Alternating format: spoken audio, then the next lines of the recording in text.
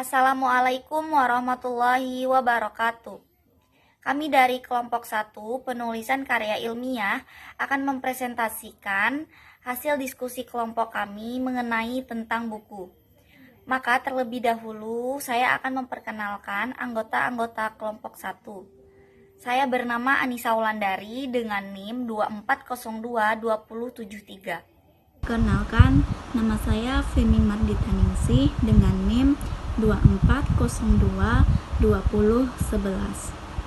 Perkenalkan, nama saya Bunga Preti Sinta dengan NIM 24022135. Perkenalkan, nama saya Nisha Fitria dengan NIM 24022-150.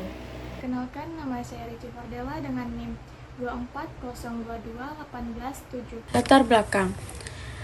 Dalam dunia akademik, buku merupakan salah satu sumber referensi yang paling penting dan sering digunakan dalam penulisan karya ilmiah. Buku tidak dapat menyediakan informasi mendalam mengenai berbagai topik, tetapi juga berperan dalam pengembangan pengetahuan, teori, dan konsep yang dibutuhkan dalam penelitian ilmiah. Rumusan masalah. Terdapat beberapa rumusan masalah. Yang pertama yaitu apa pengertian buku dalam konteks karya tulis ilmiah. Yang kedua, apa saja manfaat buku dalam penulisan karya tulis ilmiah.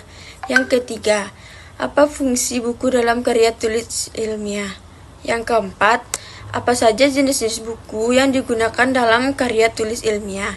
Yang kelima, bagaimana struktur penulisan buku dalam karya tulis ilmiah yang benar. Yang keenam, apa saja yang dimaksud dengan resensi buku dan apa tujuan dari resensi buku dalam karya tulis ilmiah. Adapun tujuan dalam penulisan karya ilmiah ini yaitu yang pertama, menjelaskan pengertian buku dalam konteks karya tulis ilmiah. Yang kedua, mengidentifikasi manfaat buku dalam penulisan karya tulis ilmiah. Yang ketiga, menggambarkan fungsi buku dalam karya tulis ilmiah. Yang keempat, menjelaskan berbagai jenis buku yang digunakan dalam karya tulis ilmiah.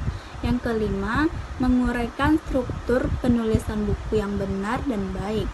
Dan yang terakhir, menjelaskan konsep resensi buku dan tujuan resensi dalam karya tulis ilmiah. Adapun manfaat dalam penulisan karya ilmiah, yaitu yang pertama, memberikan wawasan kepada pembaca tentang pentingnya buku dalam karya tulis ilmiah. Yang kedua, penulis dapat memahami bagaimana memanfaatkan buku sebagai sumber referensi yang kredibel. Yang ketiga, dapat menyediakan panduan dalam memilih jenis buku yang tepat untuk dijadikan referensi dalam karya tulis ilmiah. Yang keempat, menambah pemahaman mengenai struktur penulisan buku yang baik. Dan yang kelima, mengembangkan keterampilan dalam melakukan resensi buku sebagai bagian dari penilaian kritis terhadap literatur. Baiklah, di sini saya akan menjelaskan tentang bab 2, pembahasan. Di sini kita masuk kepada pengertian dari buku. Buku adalah karya tulis yang disusun oleh seseorang atau beberapa penulis dan diterbitkan oleh penerbit untuk menyampaikan informasi, pengetahuan, atau cerita kepada pembaca. Selanjutnya, manfaat. Buku memiliki 3 manfaat, yaitu 1. Sumber informasi. Buku menyediakan informasi yang terstruktur dan mendalam mengenai berbagai topik yang relevan dengan penelitian dan kajian ilmiah. Yang kedua, pengembangan pengetahuan. Pembaca buku memungkinkan penulis untuk memperdalam pemahaman mereka tentang topik tertentu, sehingga mampu menghasilkan karya tulis yang lebih komprehensif. Ketiga, menyediakan teori dan konsep.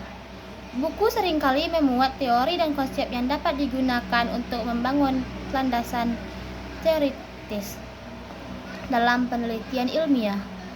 Yang keempat, memperluas wawasan. Buku membantu penulis untuk memperluas perspektif. dan wawasan mereka terhadap isu-isu masalah tertentu yang dibahas dalam kajian ilmiah. Selanjutnya, fungsi. Buku memiliki 3 fungsi tertentu, yaitu yang pertama, referensi. Buku digunakan sebagai acuan atau referensi yang mendukung argumen dan analisis dalam karya tulis ilmiah. Yang kedua, kerangka teoretis.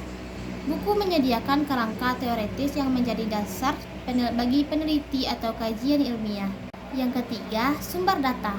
Buku seringkali menyajikan data dan fakta yang penting untuk mendukung temuan dan kesimpulan dalam karya tulis ilmiah. Jenis-jenis buku. Buku referensi, buku yang menyediakan data faktual dan informasi dasar seperti ensiklopedia, kamus, atau manual. 2. Buku teori. Buku yang memuat teori atau konsep yang relevan dengan topik penelitian. 3. Buku metodologi. Buku yang membahas tentang metode penelitian atau pendekatan ilmiah tertentu. 4. Buku laporan penelitian. Buku yang memuat hasil penelitian yang dapat menjadi acuan atau perbandingan dalam penelitian baru. Selanjutnya adalah struktur. Struktur yang pertama adalah pendahuluan, bagian yang menjelaskan latar belakang, tujuan, dan ruang lingkup pembahasan. 2. Adalah isi, bagian utama yang menguraikan teori, data, dan analisis yang mendukung argumen dalam buku. 3.